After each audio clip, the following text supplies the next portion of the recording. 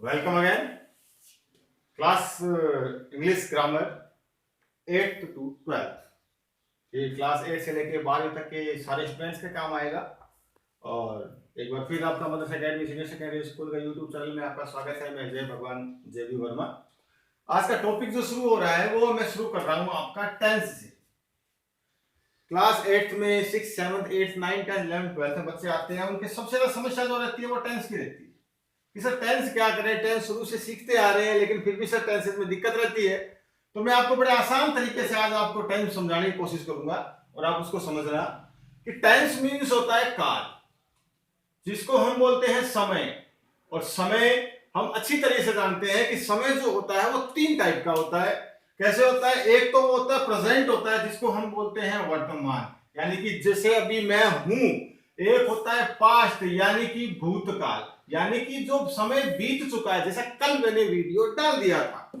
एक होता है फ्यूचर, फ्यूचर का मीन्स होता है भविष्य, जो आप सबको पता है कि भविष्य मतलब होता है आने वाला।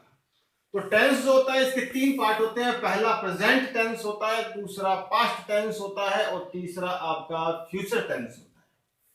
जैसे टेंस के 3 पार्ट होते हैं, ठीक इसी प्रकार से प्रेजेंट टेंस के भी 4 पार्ट होते हैं, पास्ट टेंस के भी 4 पार्ट होते हैं और फ्यूचर टेंस के भी 4 पार्ट होते हैं। टोटल मिला करके 12 टेंस होते हैं। 12 टेंस में जो सबसे पहला जो टेंस आता है वो आपका होता है सिंपल, जिसका दूसरा नाम है इंडिफिनिट। इंडिफिनिट बहुत रेयर मात्रा में इसको बताया जाता है कि ये नाम होता है, लोग सिंपल बता के छोड़ देते हैं। तो मैं आपको बता रहा हूं इसका एक नाम और होता है प्रेजेंट इंडिफिनिट टेंस। सेकंड जो होता है वो कंटिन्यू, प्रेजेंट कंटिन्यू टेंस। तीसरा होता है परफेक्ट, प्रेजेंट परफेक्ट टेंस। चौथा होता है perfect continue, present perfect tense, continue tense. तो जो नाम 4 ये थे वही पास्ट के होते हैं, वही फ्यूचर के होते हैं। पास्ट की बात हो past simple, past continue, past perfect continue. Future, future simple, future continue, future perfect और फ्यूचर परफेक्ट कंटिन्यू। ठीक इस प्रकार से ये 4 टेंस होते हैं। 4 मिला करके टोटल ऑल ओवर 12 टेंस बनते हैं। तो 12 टेंस में से आज हम कोशिश करते हैं सीखने की, जो हमारा पहला टेंस बनेगा जो होता है सिंपल। अगर प्रेजेंट की बात करेंगे तो इस पे आगे प्रेजेंट जुड़ जाता है, नाम हो जाता है आपका प्रेजेंट सिंपल। और इसका एक सेकंड नाम जो मैंने अभी आपको बताया, जिसको बोला जाता है इंडिफिनिट। बहुत कम बच्चे इसके बारे में जानते हैं क्योंकि उनको बताया नहीं जाता कि भी इंडिफिनिट भी इसका नाम होता है।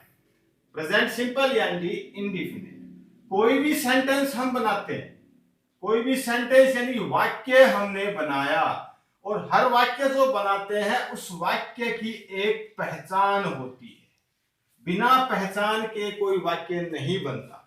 जैसे एक सेंटेंस कि राम खाता है, मैंने सेंटेंस लिखा राम खाता है।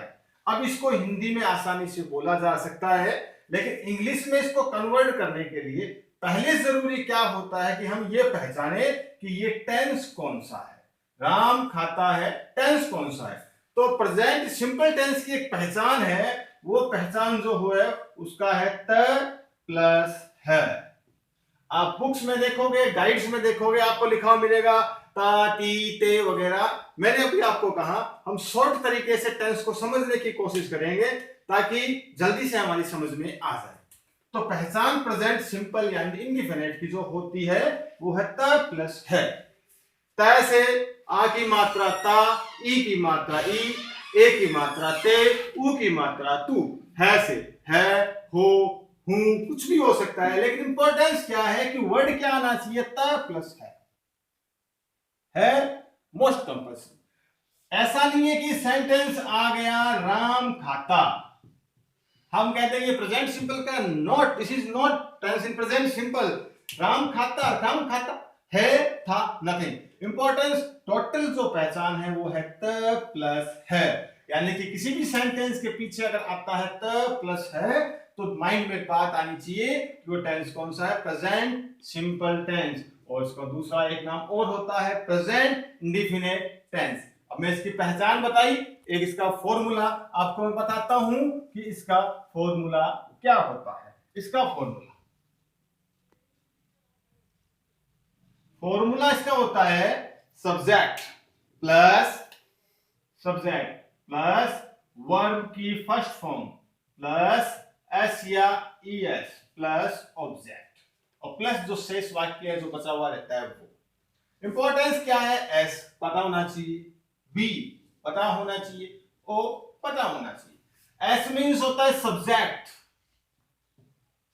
सब्जेक्ट मीन्स काम करने वाला।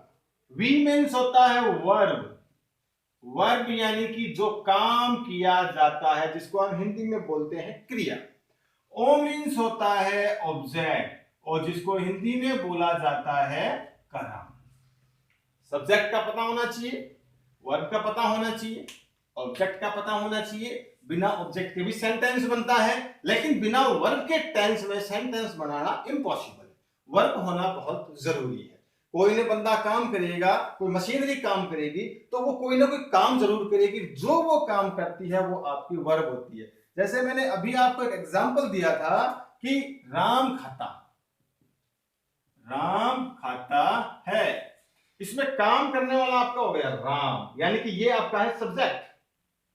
फिर राम काम क्या करता है? राम काम करता है खाने का, खाना यानी कि ईट। इंपॉर्टेंस क्या है? हमें पहचान का पता होना चाहिए, सेकंड हमें फॉर्मूले का पता होना चाहिए। तो पहचान पता होगी और फॉर्मूला पता होगा तो हम उस टेंस से संबंधित छोटे छोटे सेंटेंस आराम से बना पाएंगे। ये पहला सेंटेंस राम खाता है कैसे बनेगा?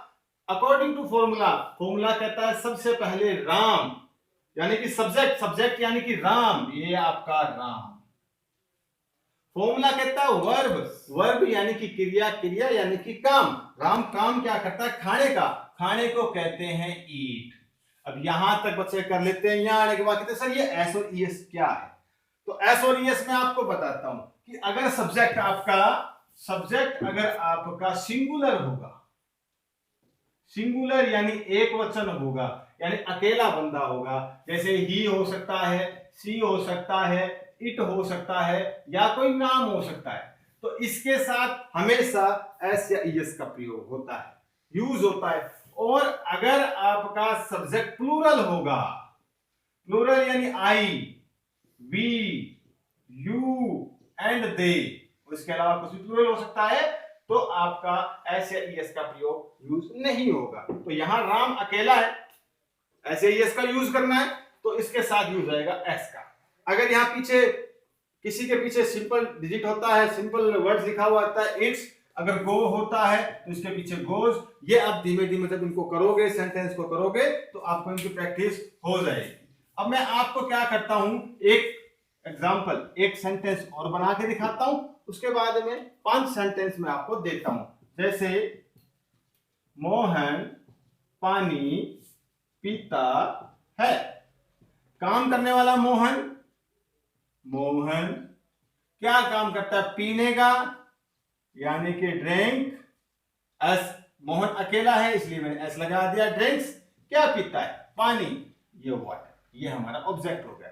मोहन काम करेगा, पीने का असर पड़ेगा पानी पे, पानी कम होएगा, तो ये हमारा क्या हो गया? ऑब्जेक्ट हो गया। ये हमारा ऑब्जेक्ट हो गया। Mohan drinks water, simple sentence.